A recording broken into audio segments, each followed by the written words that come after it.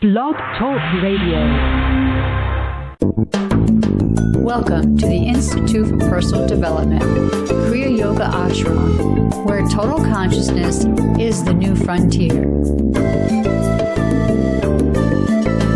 Kriya Yoga is union of the individual with the divine. Join us as we explore the practices to initiate this process. Good morning. Welcome to the Voice of Yoga. Let's talk consciousness.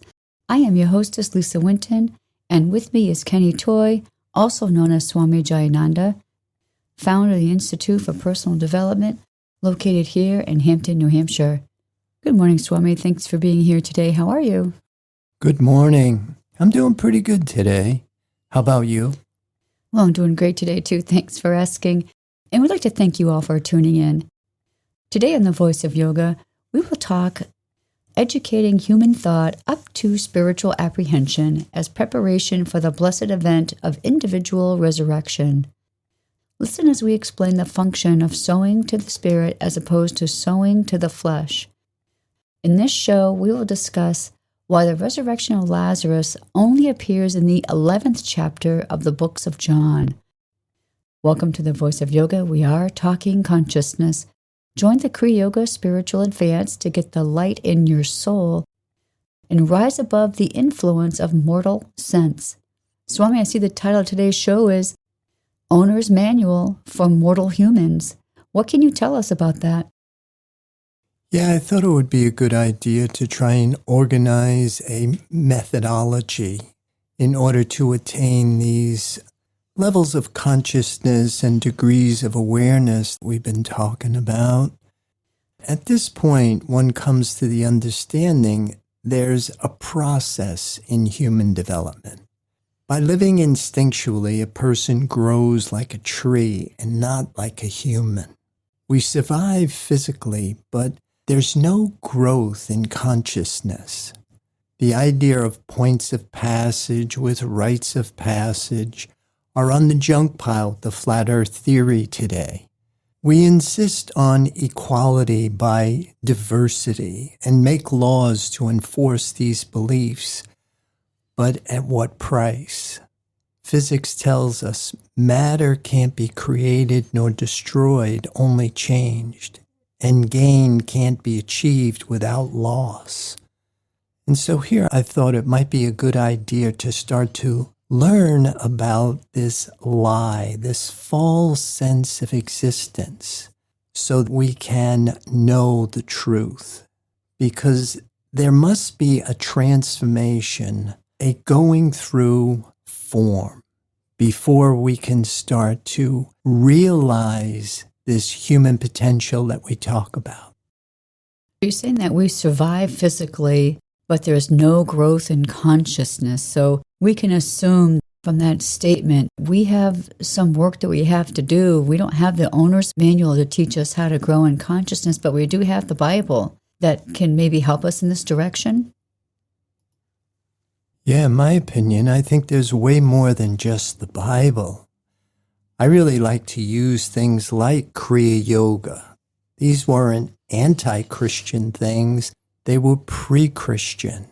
Other religions as well, things like Buddhism, even the martial arts in a very fundamental level were systems that enabled human beings to expand their identity beyond a personal sense of self, which is really what civilization is in desperation for today.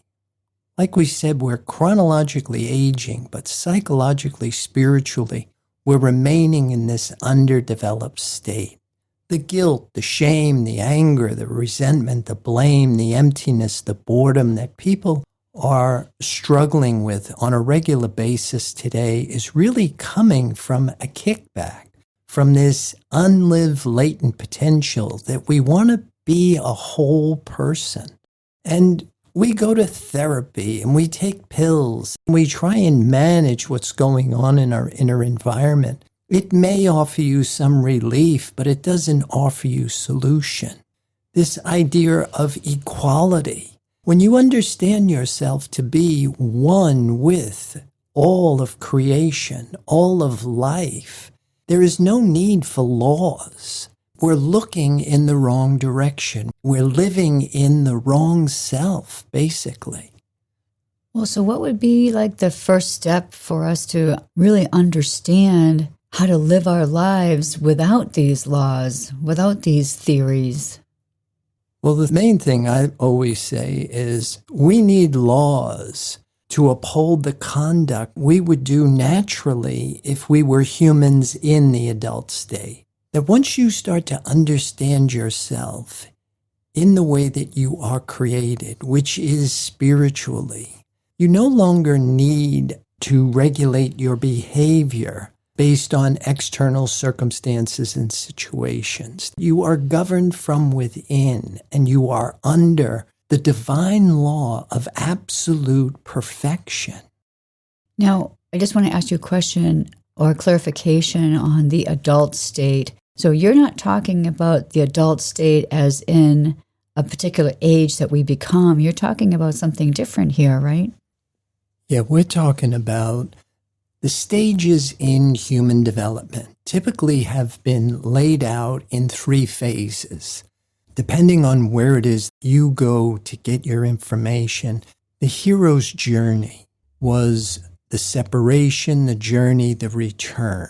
In Kriya Yoga, we go from unconscious awareness to self-conscious awareness to superconscious awareness.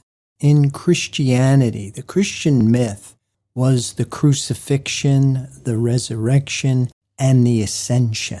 These are all metaphors or myths that we use to help us understand this plight of consciousness. It parallels the metamorphosis of a butterfly. Butterflies aren't born butterflies, they're born caterpillars. Caterpillars are insects in the larvae state. They do nothing but indulge. And the same is true with the human in the larvae state. We're careless, we're emotional, we're indulgent, we're excitable. Now, the caterpillar doesn't wake up one morning and say, where did these wings come from? The caterpillar goes into a chrysalis. The rituals, the ceremonies, the ordeals, the ascetic practices, these were lifestyle strategies to put the human being in a chrysalis. But from the chrysalis is really where the adult state is experienced. From the chrysalis comes the butterfly. And so out of these rituals, ceremonies, ordeals, ascetic practices comes the human in the adult state. And the human in the adult state has options that the human in the larvae state didn't have. Just like a butterfly has options that a caterpillar doesn't have. A butterfly, if it wants, it can crawl around on the ground, but if it wants, it can fly. It can access another medium, another dimension of reality, and navigate through it.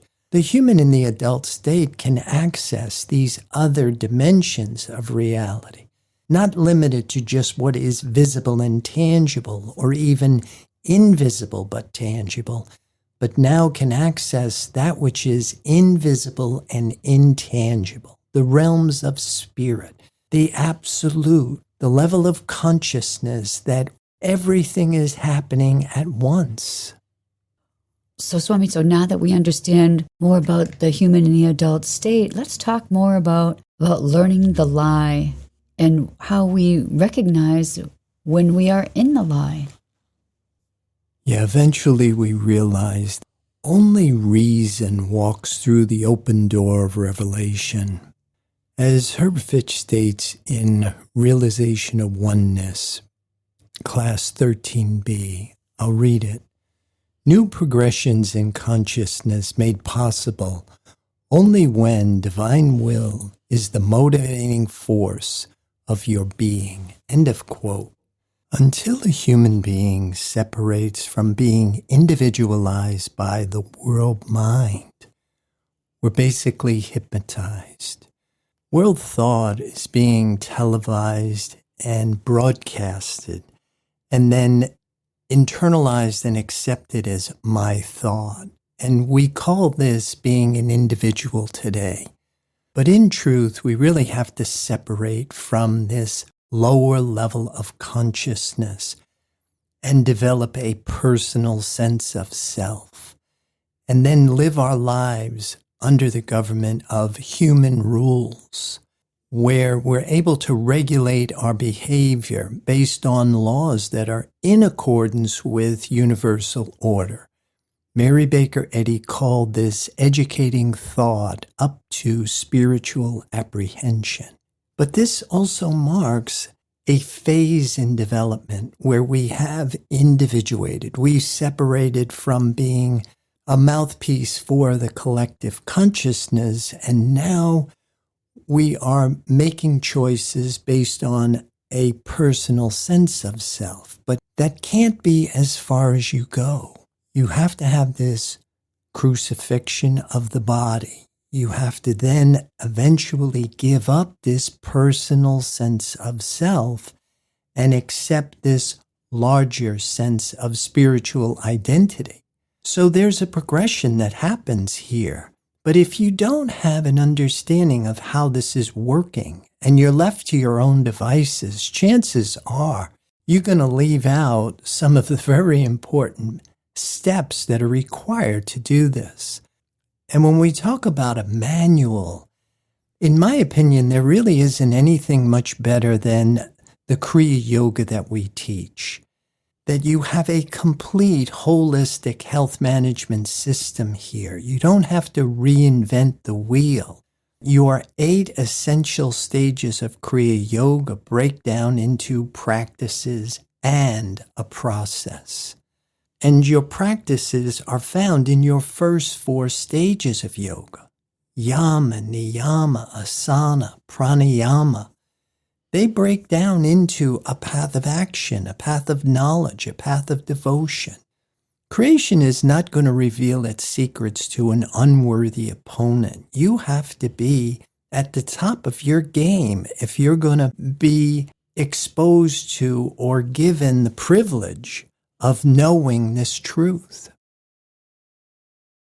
Well, so let's talk more about that. So we want to know the truth. And I think one of those truths is that God is all, but I know we talk even more deeper than that. So let's know the truth so that we can start to begin to understand when we are living the lie. Yeah, I always think about what von Goethe said, none are more hopelessly imprisoned or enslaved than those who falsely believe they're free. Collectively, I think humanity thinks freedom is their ability to get whatever they want, which is a misconception.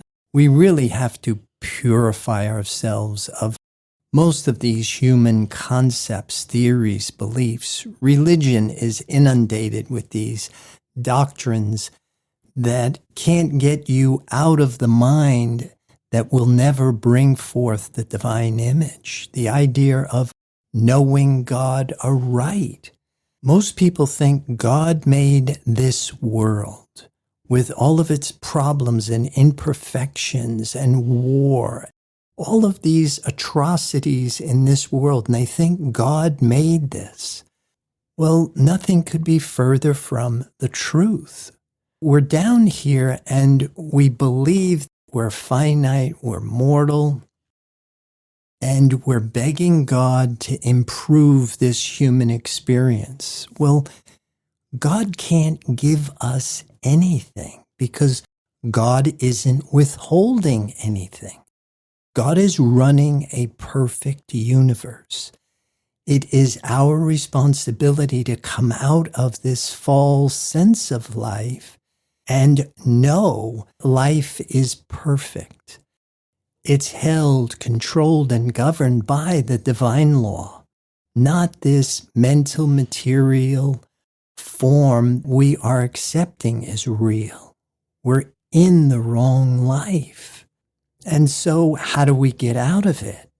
And this was where I found that the Kriya Yoga was very helpful, because you start to employ strategies. You develop yourself physically, mentally, conceptually.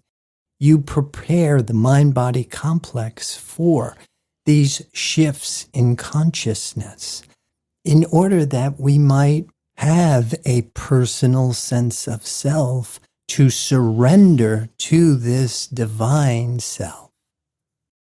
Well, we're going to pause right here to hear a word from our sponsor. So listeners, we'll be back with you in just a few moments.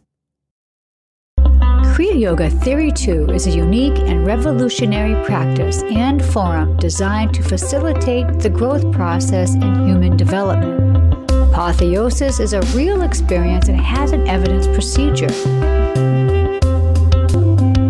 You cannot lead someone to permanent change by doing for them what they must do themselves. Personal accountability and responsibility are the foundation of Kriya Yoga Theory 2. You must be engaged and devoted.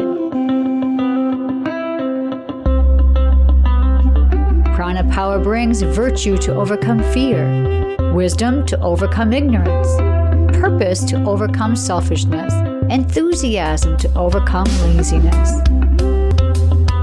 Kriya Yoga is a path of action, knowledge, and devotion.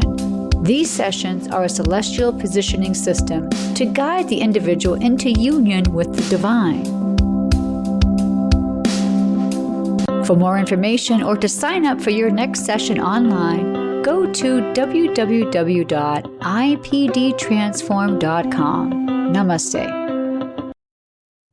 Welcome back. For those who are just joining us, you're listening to The Voice of Yoga, and we are talking consciousness. So, Swami, we understand now that before we can know the truth, we must master the lie. And you're talking to us about the procedures and processes. What else can you tell us? Yeah, I really like what Mary Baker Eddy taught Martha Wilcox in a lesson where she insisted that you be faithful and orderly with the objects of sense, which makes you receptive to the deeper things of the divine principle. And for me, the manual is found in practices and a process. And what makes divine science a science is there's a rule and there's an outcome.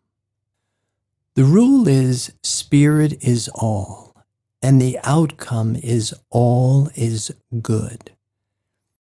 Now, when you start to work with this absolute divine omnipresence as a principle, as a law, and you also understand that consciousness is experience, when you work with this rule and you start to realize divine truth in consciousness resolves things into thoughts and exchanges the objects of sense for the divine idea. Rather than trying to fix what is appearing in your 5 material senses and reacting to what seems to be imperfection, lack, limitation, discord, you no longer react to this. You make this internal adjustment. You turn away from what is appearing in the 5 material senses because you understand that to be the lie. And you keep your mind in constant relation with the divine creation, which is invisible and intangible to your material senses, but it is functioning. It's right here, always functioning, everywhere. And working with yama, niyama, asana, pranayama gives you methodology. It gives you a practice, a way of working with this principle and integrating it as your mode of operation, so that once you have developed a certain degree of willpower, when you are faithful and orderly with the objects of sense, then reason can walk through this open door of revelation.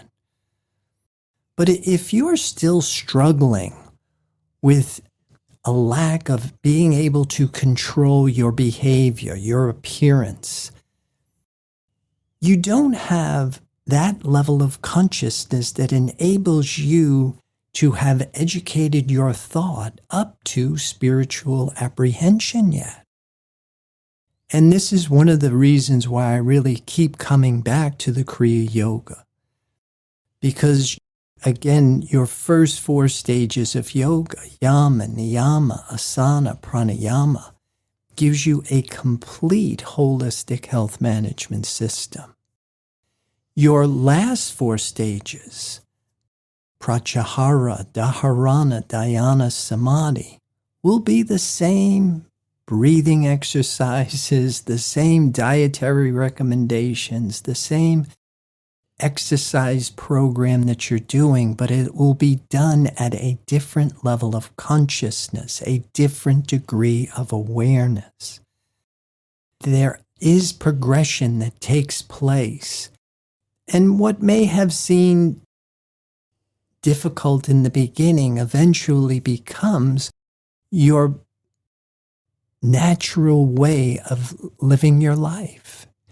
Rather than trying, striving, struggling, seeking, planning, and asking, the effortful work of concentration eventually becomes the flow state of meditation, where you're no longer living out from a personal sense of self, but you are one, you are in tandem with that which is pure, powerful, and sacred, and totally reliable.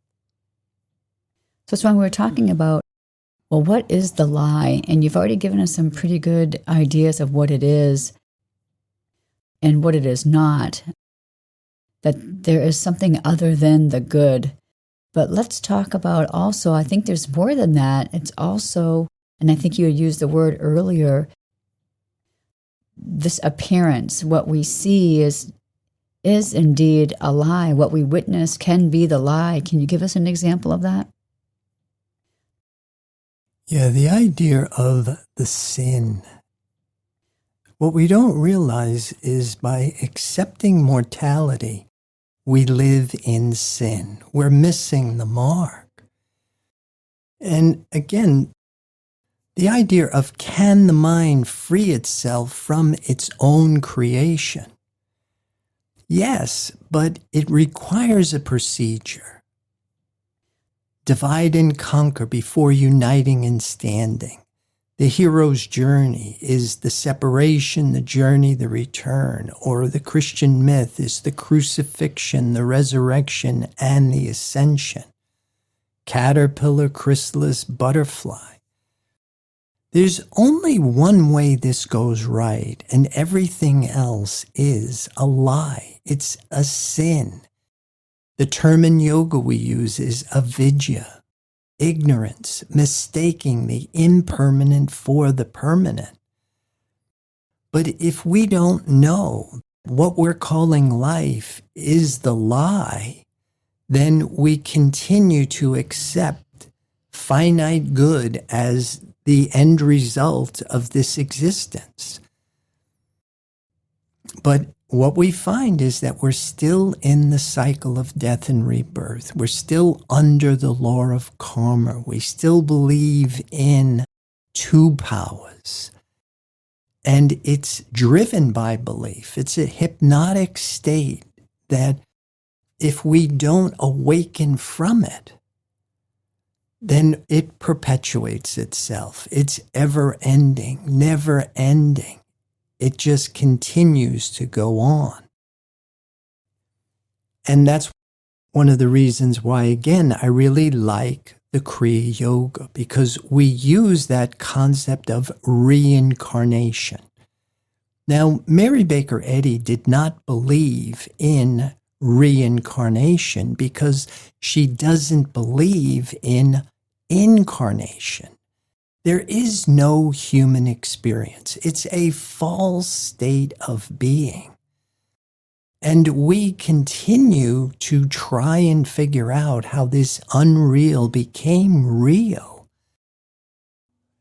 And again, it's ever-ending. It's never-ending. It doesn't go away because on some level, the mind can't free itself from its own creation. We really have to come out of this mortal sense of existence in order for us to know the truth. Life is perfect. It's whole. It's complete. It never needs anything added to it or taken away. But that is purely spiritual.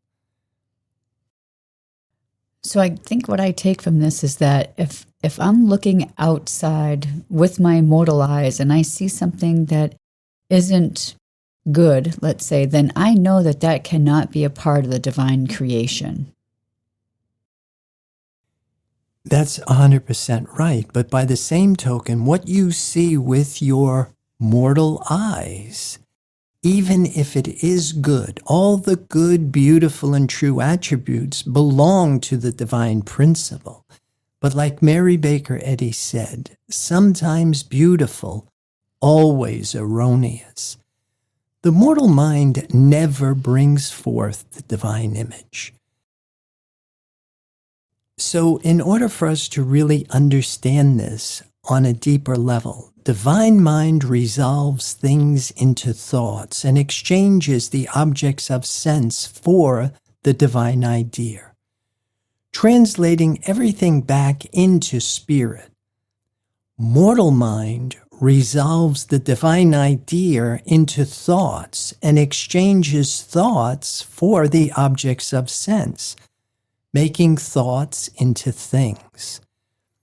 It's like the difference between fission and fusion, or reflection and refraction. To be truly successful, we don't polarize on one, but learn to utilize both.